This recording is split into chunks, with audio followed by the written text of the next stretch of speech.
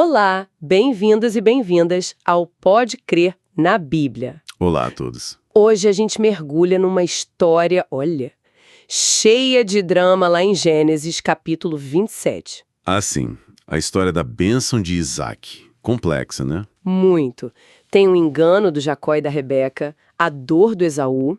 Vamos desvendar isso juntos. Usando o próprio texto bíblico, claro, e alguns estudos para entender melhor o contexto. Isso. A ideia é ver as camadas dessa narrativa e por que ela ainda mexe com a gente hoje. Vamos lá? Bom, para começar, a estrutura é mais ou menos assim. Isaac já idoso, cego. Quase cego, né? Quase cego. Ele quer abençoar Esaú, o filho caçador, o preferido dele, pede uma comida especial. Um ritual quase, né? Para passar a benção. Isso. Mas aí Rebeca escuta tudo.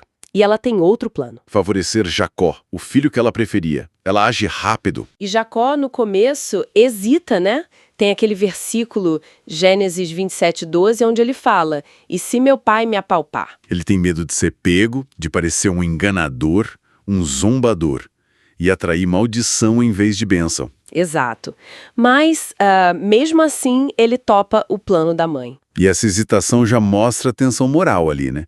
Porque, por um lado, Deus já tinha indicado, lá em Gênesis 25, versículo 23, que o mais novo, Jacó, teria a preeminência. É verdade, tinha essa profecia para Rebeca. Pois é, mas o jeito que eles buscaram isso foi pelo engano, pela manipulação, e aí fica a questão, né?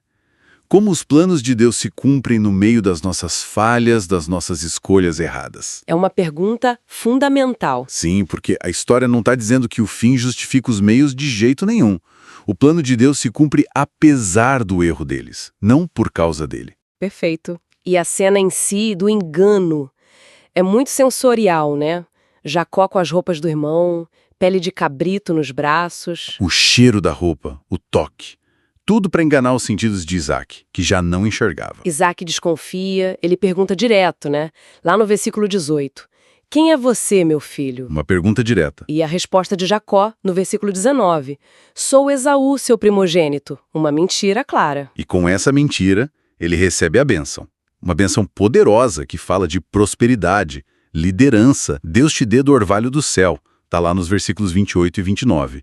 E essa bênção, olha, naquele contexto cultural, era vista como algo irrevogável, extremamente séria. Não era só um que Deus te abençoe, como a gente diz hoje, né? De forma alguma.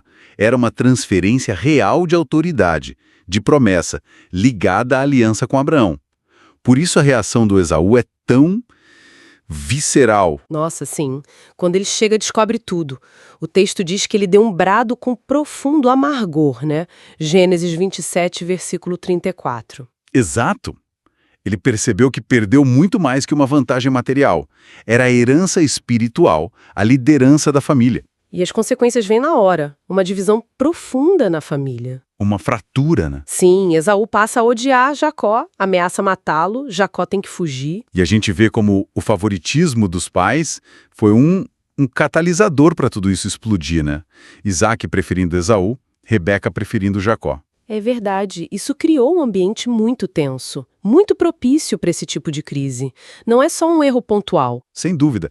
E o Jacó aqui, bom, ele está longe de ser um modelo de virtude nesse momento. Ele participa ativamente do engano. Astuto, oportunista, mas o fascinante é que Deus escolhe justamente essa figura, com todas essas falhas, para continuar a linhagem da promessa. E ele vai passar por uma longa jornada de transformação, né? Até virar Israel. Exatamente. Mostra um padrão que a gente vê na Bíblia toda.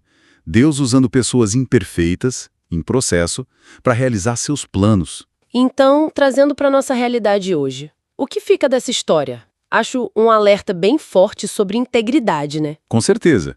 Buscar algo bom por meios tortos não se sustenta. Vemos o perigo do favoritismo dentro da família, as marcas que isso deixa. Sim, mas também tem a esperança, né?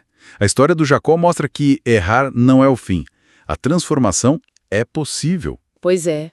É um desafio para a gente confiar mais nos caminhos de Deus, no tempo dele, em vez de tentar manipular as coisas. E valorizar o que realmente importa, né? As bênçãos espirituais, a relação com Deus, diferente do Esaú, que já tinha mostrado antes desprezar a primogenitura. Exatamente. Ele trocou algo eterno por um prato de lentilhas, basicamente. Aqui, ele pede a bênção formalmente. Explorar essas histórias é sempre muito rico, revela tantas coisas. E para quem quer essa conexão diária com a palavra, fica a dica do projeto Reavivados por Sua Palavra. Ler um capítulo por dia faz toda a diferença. Uma ótima iniciativa. E, para a gente pensar, como será que entender essa complexidade, essas falhas de personagens como Jacó, pode aprofundar nossa visão da fé e de como Deus age na história, muitas vezes por caminhos e com pessoas que a gente não esperaria? Excelente reflexão para a gente levar. Bom, se essa análise te fez pensar, se te tocou de alguma forma, não esquece, curta, compartilhe com mais gente e se inscreva aqui no Pode Crer na Bíblia. Assim, mais pessoas podem descobrir essas riquezas. Isso aí. Até a próxima!